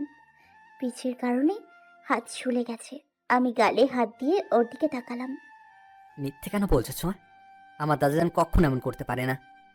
তোমার মা বাবা খুনি ছিল, আমার মা বাবাকে মেরেছে, যার জন্য আমি খুঁজে বেড়াচ্ছি তোমাদের আমার মা বাবার খুনের শাস্তি দেব বলে। না, তুমি ভুল বিশ্বাস করো। আমার মা বাবা সাংবাদিক ছিলেন। তোমার দাদা জানেন অনেক কালো কাজের ব্যবসা আছে। উনি শিশু পাচার করেন। ব্যাস, আর একটা কথা তুমি বলবে না ছোঁয়া। রোদ আমাকে বিশ্বাস করো। না, করি না বিশ্বাস। আমার দাদাজান সম্পর্কে তোমাকে এগুলো বলার সাহস কে দিয়েছে? রোদ আমাকে বিশ্বাস করো। বাসায় চলো। রোদ আমাকে কিছু বলতে না দিয়ে বাসায় নিয়ে গেল। বাসায় নিয়ে ঠাস করে ফ্লোরে ছুঁড়ে মারলো। আমি থুবড়ে গিয়ে মাটিতে পড়লাম। ব্যথা পেলাম প্রচুর। রোদ আমার কাছে এসে দাঁড়ালো। তুমি আমার দাদাজান সম্পর্কে একটাবার বাজে কথা বলবে না, আমি বলে রাখলাম। কিন্তু কিন্তু রোদ বিশ্বাস করো। বর্ষণ নামে ওই ছেলেকে আমি দেখে নেব। ও নিশ্চিত তোমায় ভুলভাল বুঝিয়েছে। হে আল্লাহ, আমি যা ভয় পেয়েছিলাম তাই হলো। এবার কি করব? ভাইয়ের কোনো ক্ষতি করে দিলে আমি মরেই যাব। কি করব? ভাবতে ভাবতে রোদ বের হলো। আমি তখনও মেঝেতেই বসেছিলাম। রোদ আমার দিকে তাকিয়ে মুখ ঘুরিয়ে বেডে গিয়ে শুয়ে পড়ল। আমি ধীরে ধীরে উঠে বারান্দায় চলে গেলাম। আবার সেই মিষ্টি বাতাস, গ্রামের মোমো করা পরিবেশ, এত ভালোবাসা, এত বিশ্বাস কিছুই আজ কাজে দিল না। রোদের বিশ্বাস হলো না আমাকে। ওর দাদাজানকে সব বলে দিলে সত্যি আমাকে তো মেরেই ফেলবে। আমার ভাইয়াটাকেও ছাড়বে না। ভাইয়ার কথা ভাবলে বুকের মধ্যে মোচড় দিয়ে উঠছে।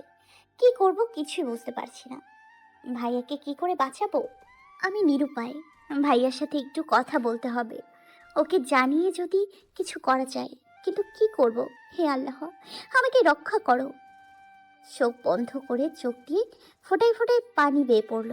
হঠাৎ মনে হলো কেউ আমাকে কোলে তুলেছে। হুট করে পড়ে যাওয়ার ভয়ে হাতের কাছে যা পেলাম তাই আঁকড়ে ধরলাম। তারপর তাকালাম, রোদ আমাকে তুলেছে। কিন্তু কেন? অবাক হলাম। ও আমাকে তুলে বিছানায় নিয়ে গেল। কি ভাবছিলে ওখানে দাঁড়িয়ে? কি করে পালানো যায়? তার হচ্ছে না। তোমাকে আমি পালাতে দেব না। সারা জীবনের জন্য আমি তোমাকে বেঁধে রাখবো। আমি না রাখলেও আমাদের অনাগত সন্তান বেঁধে রাখবে। তুমি আর যাই করো, এই রোদকে তুমি ত্যাগ করতে পারবে না। তুমি চাইলেও না। না চাইলে তো ভালোই। তোমায় আজ থেকে সারা জীবনের জন্য বাধা করে রাখার ব্যবস্থা করবো আজ। আমি ওর দিকে রসগোল্লার চোখ দিয়ে তাকিয়ে আছি। ও কি পাগল হয়েছে? কি বলছে এগুলো? আরে আজব! আমি কি পালাতে চেয়েছি নাকি পালানোর কথা ভেবেছি? বাইরে ভারী বর্ষা, বৃষ্টির বেগ বেড়ে চলেছে। শীতল বাতাসের আনাগোনা, চারিদিকে থমথমে পরিবেশ। মিষ্টি ঠান্ডায় সবাই ঘুম, সব ঘরে লাইট বন্ধ। প্রচণ্ড গরমের পর যখন বৃষ্টি হয় তখন এতটা আরাম লাগে যে সবাই ঘুমিয়ে যায়। এই থমথমে সুন্দর পরিবেশে রোদ ছোঁয়ার ভালোবাসাকে আজ সত্যি করে পূর্ণতা দিল রোদ। সকালে বৃষ্টির পর চিকচিক কাচের মতো স্বচ্ছ আলো বের হয়েছে। চারিদিকে সুন্দর আলোতে আলোকিত। ছোঁয়ার মুখে আলোর ঝলকানি পড়তে ছোঁয়ার ঘুম ভেঙে যায়। ঘুম ভাঙতেই নিজেকে রোদের বাহুডোরে আবদ্ধ দেখতে পাই। ওর হাতের বাঁধন আলগা করার চেষ্টা করছি, কিন্তু ফলাফল শূন্য। সে আমাকে আরো শক্ত করে জড়িয়ে ধরে। তার মানে কি ও জেগে? আমি আরো একটু নড়তে ও হুট করে আমার ঘাড়ে কামড়ে দিল। আমি ব্যথায় আউ করে উঠলাম। আমার ঘুম হয়নি, নড়ছো কেন? আমি উঠবো। না, ঘুমাবা, চুপচাপ ঘুমাও। আল্লাহ! ছোঁয়া, রাগ উঠিও না প্লিজ। কথাটা বলে সে আবার ঘুমালো। বাহ, মহাশয় ঘুমাবেন আর আমি তার বুকের মধ্যে শুয়ে থাকবো? এমনি তো দরকার। ঘুম তো নয়, ঢং যত সব। অসহ্য করে। ধুর, ভাল লাগে না। চোখ বন্ধ করে নিলাম আবার না চাইতেও। এদিকে বর্ষণ ছোঁয়ার জন্য পাগল হয়ে যাচ্ছে। ছোঁয়ার অবস্থা ঠিক কেমন তা বুঝতে পারছে না। বর্ষা চেষ্টা করছে সব সময় বর্ষণের সাথে থাকার, কিন্তু জেনে শুনে বোনকে রাক্ষস গুহায় রাখার পর পৃথিবীর কোনো ভাইয়ের চোখেই ঘুম থাকবে না। বর্ষণ জানে ছোঁয়া যদি কখনো ভুল করেও সত্যিটাকে রোদকে বলে, রোদ তো বিশ্বাস করবেই না, উল্টে তার বোনটার উপর টর্চার করবে। ছোঁয়া বলেছিল। ভাই, আমার বিশ্বাস রোদ আমার কথা বুঝবে। বর্ষণের মাথায় শুধুমাত্র একটা কথা, ছোঁয়া কখনো এ কথা রোদকে বললে রোদকে তো মেন্টালি ফিজিক্যালি টর্চার করবেই, সাথে বর্ষণকে হয়তো ছেড়ে দিবে ছোঁয়ার জন্য। কিন্তু এ কথা রোদ তার দাদাকে বললে বর্ষণকে তো মারবে, বর্ষাকেও ছাড়বে না। ছোঁয়া তো দূরে থাক, রোদকে না জানিয়েই ছোঁয়াকে মেরে দিবে। এ কথা বর্ষণ খুব ভালো করে জানে। ওরা এতটাই প্রভাবশালী যে ওদের কোনো বিচারই হবে না। যদি হতো তবে তাদের মা বাবা খুনের বিচারটাই আগে হতো। বর্ষণের ভাবনায় ছেদ ঘটিয়ে বর্ষার আগমন। কি করছো? কিছু না।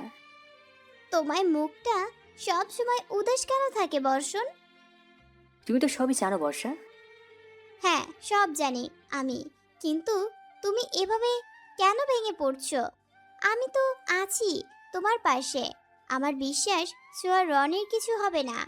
রোদ আর যাই করুক, ছোঁয়াকে ভীষণ ভালোবাসে। আমার চিন্তা সব জায়গায় বর্ষা, তোমাকে নিয়ে, ছোঁয়াকে নিয়ে, সবাইকে নিয়ে। আমার খুব স্ট্রে লাগছে বর্ষা। আল্লাহ, এত চিন্তা করো, তার উপরে ঠিকমতো খাও না। তোমার প্রেশার সবসময় লো থাকে, দেখি এখন মেপে দেখি। বর্ষা বর্ষণের প্রেশারটা মেপে অবাক হয়। সত্যি ভীষণ কম। বর্ষণের মুখ দেখে বোঝা যাচ্ছে ও কতটা চিন্তা করছে। বর্ষা গিয়ে ডিম আর দুধ দিয়ে আসে, জোর করে সেটা বর্ষণকে খাইয়ে দেয়। ভালোবাসার মানুষটার এমন অবস্থা কেউই দেখতে পারে না। সকাল না দুপুর 12টা বাজে, মহাশয়ের ঘুম ভাঙতেই সে আমাকে ছেড়ে দেয়। এতটা সময় শুধু শুধুই আটকে রেখেছিল। উঠে গোসল করে একটা গোলাপি রঙের শাড়ি পরলাম। আমি শাড়ি পরে বেরিয়ে এলাম। আয়নার সামনে চুলগুলো আঁচড়াচ্ছি। ব্যালকনি থেকে ছোঁয়াকে দেখা যাচ্ছে, গোলাপি রঙের শাড়িটা ছোঁয়ার এই সৌন্দর্য আরো বাড়িয়ে দেয় রোদের চোখ, কারণ রোদ ছোঁয়াকে ভালোবাসে। ভালোবাসার চোখ দিয়ে তুমি যাকে দেখবে সেই পৃথিবীর মধ্যে সব থেকে সুন্দর মানুষটি। ছোঁয়া রোদের কাছে রোদের হুড়পড়ি। এই হুড়পড়ি যে এত সুন্দর, এত মায়া তার মুখে, এত মমতা তার বুকে, এটা আসলে শুধু রোদ উপলব্ধি করতে পারে। রোদ তো ছোঁয়াকে দেখতে দেখতে সারা জীবন কাটিয়ে দিতে রাজি। রোদ যখন ছোঁয়াকে দেখে তখন পাশ থেকে কেউ ওর হুঁশ না ফেরালে ওর হুঁশ ফেরে না। ঠিক এতটা ভালোবাসে সে ছোঁয়াকে। চুল আঁচড়াতে আঁচড়াতে মনে পড়লো, এই বাসায় তো কেউ নেই। খাবার রান্না তো আমাকেই করতে হবে। দেখো কি পাঁচি লোকের সাথে আমার বিয়ে হয়েছে, শুধু শুধু এই 12টা পর্যন্ত টেনে বিছানায় রাখার কোনো মানে আছে? হ্যাঁ, চিরুনিটা হাতে থেকে রেখে বাইরের দিকে পা বাড়লাম। ছোঁয়াকে নড়তে দেখে রোদের হুঁশ আসলো। ছোঁয়া রুম থেকে বেরিয়ে গেল। এদিকে রোদ রুমে এলো, সেও ওয়াশরুমে চলে গেল। সকালে খাবার রান্না করছি, রান্নার কাজ করছি আর ভাবছি রোদ আমাকে সত্যি একটু বিশ্বাস করলো না। ওর কি মনে হলো আমি সবটা ওকে মিথ্যে বললাম? কিন্তু কেন ওর এমন মনে হলো? ও কি তাহলে আমাকে ভালোই বাসে না? ভালোবাসলে ভালোবাসার মানুষকে বিশ্বাস করতে হয়, কিন্তু না, আর ভাবতে পারছি না। আমাকে এখন যে করেই হোক ভাইয়ার সাথে কথা বলতে হবে। ভাইয়ার সাথে কথা না বলতে পারলে কিচ্ছু হবে না। আমি একটা রান্না চাপিয়ে দিয়ে দৌড়ে বাসায় থাকা টেলিফোনের কাছে গেলাম। আমার ফোনটা সেই বিয়ের দিন রাগের আগে রোদ টুকরো টুকরো করে ছেড়েছিল। পরে আর পরিস্থিতির চাপে রোদকে বলা হয়নি। বলবো কি করে যা হচ্ছে বিগত কিছুদিন। ভাইয়ার নাম্বার ডায়াল করলাম। কিছু সময় রিং হবার পর ভাইয়া ফোন ধরলো। হ্যালো। হ্যালো, আসসালামু আলাইকুম ভাইয়া। কে ছোঁয়া? হ্যাঁ রে ভাইয়া। কেমন আছিস তুই? বোন কোথায় আছিস সোনা আমার? ভাইয়া রে, রোদ আমাকে বিশ্বাস করে নাই। মানে তুই ওকে সব বলেছিস? হ্যাঁ। কেন বলছিস ছোঁয়া? আমি জানতাম ও বিশ্বাস করবে না। ভাইয়া তুই বর্ষাকে নিয়ে দেশের বাইরে চলে যা প্লিজ। আমি তোকে ফেলে কোথাও যাব না, ওরা তোকে মেরে দেবে। দিলেও কোনো সমস্যা নেই, তোকে আমার কসম, তুই বর্ষাকে নিয়ে চলে যা। তুই এটা কি করলি ছোঁয়া? কসম কেন দিলি? হ্যাঁ ভাইয়া তুই চলে যা, রোদের হাতের কাছে তুই পড়লে তোকে মেরেই দেবে। ওর দাদা জানকে আর ওর দাদা জানকে জানালে সব শেষ। আমার চিন্তা করিস না, তুই সব সময় ভাববি আমি যেখানে আছি ভালো আছি। তোকে আমি কসম দিয়েছি, তুই না গেলে আমার মরা মুখ দেখবি। ছোঁয়া, হতাশ হোস না ভাইয়া, আমি সব সময় প্রাণ দিয়ে না পারি মন দিয়ে তোর সাথে থাকবো। যদি কখনো দেখিস আমার কোনো ফোন 1 মাসের মধ্যেও আসতেছে না, তখন বুঝিস তোর বোন আর নেই। তুই এক্ষুনি রেডি হয়ে বের হবি এক্ষুনি। কথাটা বলে ফোনটা কেটে কান্না করতে লাগলাম। খুব কষ্ট হচ্ছে আমার, ভীষণ কষ্ট হচ্ছে। কেন এত কষ্ট হচ্ছে জানি না। পৃথিবীতে মৃত্যুর থেকে বড় সত্যি হয়তো কিছুই নেই। আজ সেই সত্যির মুখোমুখি হতে হবে। তবে কেন এত কষ্ট? এই দুনিয়ার মায়াতে জড়িয়ে গেছি। ভাইয়ার সাথে কাটানোর শেষের একটা বছর সত্যিই ভালো ছিল। রোদ আমার জীবনে আসায় ওর সাথে প্রতিটি মুহূর্ত আমার জন্য শখের ছিল। পৃথিবীর সব সুখ আমাকে দিয়েছে ও, কিন্তু তবুও বড্ড ভয় হচ্ছে। হয়তো আমি বুঝতে পারছি আর সময় নেই। বর্ষণের চোখ দুটো লাল হয়ে আছে, হাতে ফোনটা নিয়ে সেভাবে বসে আছে। বোনের বলা প্রতিটা কথা বুকের মধ্যে হাজারটা চাকু ঢুকিয়ে দিয়েছে বর্ষণের। কি করবে কি না করবে কিছুই বুঝতে পারছে না সে। বোন কেন কসম দিল, কি দরকার ছিল? বর্ষা বর্ষণের কাছে এসে ওর ঘাড়ে হাত দেয়। এত সময় সব কথাই বর্ষা শুনেছে। ফোনটা লাউডে ছিল। বর্ষণ বর্ষার ছোঁয়া পেয়ে বর্ষাকে শক্ত করে জড়িয়ে ধরে আর শব্দ করে কেঁদে দেয়। তা দেখে বর্ষাও কেঁদে দেয়। কি বলে সান্ত্বনা দিবে বর্ষা বর্ষণকে সে নিজেও জানে না। রান্না শেষ করে হাত মুখ ধুয়ে মুছে নিলাম। রোদ এলো, আমার পাশে দাঁড়ালো। আমি ওর দিকে তাকাতে আমার কোমর জড়িয়ে নিল। আমি ড্যাব ড্যাব চোখে ওর দিকে তাকিয়ে আছি। ওর মতি গতি বোঝার চেষ্টা করছি। মনে পড়ে ছোঁয়া আমাদের প্রথম দেখার কথা? ওর কথায় ওর চোখের দিকে তাকিয়ে আমার মনে পড়ে গেল আমাদের প্রথম দেখার কথা। 5 বছর আগের কথা, আমি ক্লাস 10-এ পড়ি। বৃষ্টির দিনে বান্ধবী বর্ষার সাথে ছোঁয়া হেঁটে বাসায় ফিরছে স্কুল থেকে। বিশেষ দ্রষ্টব্য, এই বান্ধবী বর্ষাই কিন্তু বর্ষণের স্ত্রী। ছোঁয়া এই বৃষ্টির রাস্তা দিয়ে লাফাতে লাফাতে হাঁটছে। তা দেখে বর্ষা বলল, কিরে, কি সমস্যা তোর? পিছনে ফিরে হাঁটছিস কেন? পড়ে যাবি তো। না পড়বো না, পড়লে আমার বর ধরবে। কথাটা বলতে না বলতে ছোঁয়া পিছনে থাকা কিছুর সাথে ধাক্কা খেয়ে যেই না নিচে পড়বে, বর্ষা এগিয়ে আসতে আসতে ছোঁয়াকে কেউ ধরে বসে। ছোঁয়া ভয়ে চোখ বন্ধ করে নেয়, কিন্তু কিছু সময় পর বুঝতে পারে ওকে কেউ ধরেছে, যার জন্যে ও নিচে পড়েনি। যাক বাবা, এবারের মতো কোমরটা বেঁচে গেছে। এই রাস্তায় পড়লে একে কোমর 2 কাটা ছেঁড়া ফ্রি। ধীরে ধীরে চোখ মেলে তাকায় ছোঁয়া। একটা লম্বা উজ্জ্বল ফর্সা মতো করে একটি ছেলের বুকের মধ্যে লেপ্টে আছে ছোঁয়া। ছোঁয়া নিজেকে সামলে সরে আসে। ছেলেটি হাত দুটো বুকে বেঁধে ছোঁয়ার দিকে তাকায়। রাস্তা দিয়ে এভাবে নাচানিচি করবে আর বলবে পড়ে গেলে আমার বর ধরবে। ভালোই বুদ্ধি। দেখুন আমি সরি, খেয়াল করিনি। আর আপনি এগুলো কি করে শুনলেন? আপনি কি আমাদের ফলো করছেন? যা বাবা, তোমাকে আমি এই বিপদ থেকে বাঁচালাম আর তুমি কই না আমাকে ধন্যবাদ দেবা? তা না দিয়ে আচার বিচার শুরু করছো। প্রথমত আমি আপনাকে চিনি না, আপনি আমায় তুমি করে কেন বলছেন? এই দেখো, তুমি তো বললে পড়ে গেলে আমার বর ধরবে, তো পড়ে গেলে আমি ধরলাম, তাহলে আমি তো তোমার বর নাকি? ছেলেটার কথা শুনে বর্ষা আর ছোঁয়া দুজনের চোখ রসগোল্লা হয়ে গেছে। কি বলে কি এই ছেলে? এই ছেলে, এই মুখ সামলে কথা বলুন। কি আজব কথা বলছেন আপনি। এই বর্ষা চল তো। ছোঁয়া পাশ কাটিয়ে চলে আসতে গেলে ছেলেটি ছোঁয়ার হাত ধরে বসে আর নিজের সাথে মিশিয়ে নেয়। পালিয়ে লাভ নেই, পারবে না আমার থেকে পালাতে। তুমি আমার, শুধু আমারই থাকবে। ছোঁয়া জোরাজুরি শুরু করে নিজেকে ছাড়ানোর। কিছু সময় পর ছেলেটা ছোঁয়াকে ছেড়ে দেয় আর ছোঁয়া বর্ষাকে নিয়ে বাসার দিকে চলে আসে। ছেলেটা ছোঁয়ার যাবার দিকে তাকিয়ে থাকে। বর্তমান। ঠোঁটের উপর কিছু অনুভব হতে ভাবনার জগৎ থেকে বর্তমানে ফিরে দেখি মহাশয় আমার উপর হামলা চালিয়েছে। এই ছেলে জীবনে শুধরাবে না। রোদ আমাকে জড়িয়ে বসে আছে। কেন আছে কে জানি। আমি চুপচাপ তার বাহুডোর বাধা হয়ে আছি। হঠাৎ ওর কি হলো আমি জানি না। এমন ব্যবহার কেন করছো? সরি সোয়া।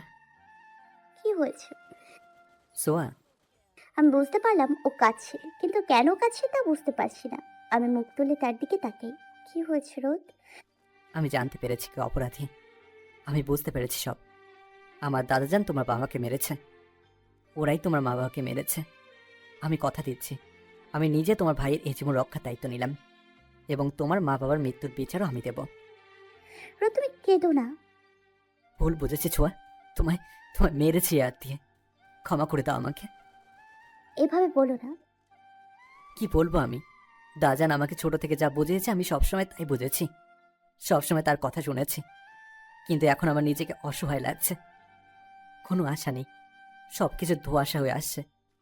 তোমায় কেন এত কষ্ট দিয়েছে ছোঁয়া, বলতে পারো? রোদ, আমি রোদকে জড়িয়ে ধরলাম। ভালোবাসি তোমায়। তোমার দেয়া কোনো আঘাত আমাকে ব্যথা দিতে পারবে না। আমি ভুল করেছি ছোঁয়া, আমাকে ক্ষমা করো তুমি। রোদ, তুমি যা করেছো না জেনে করেছো। আমি তোমার সাথে আছি, থাকবো সব সময়। আমি কেন তোমায় কষ্ট দিয়েছি ছোঁয়া? আবার সেই এক কথা কেন বলতেছো?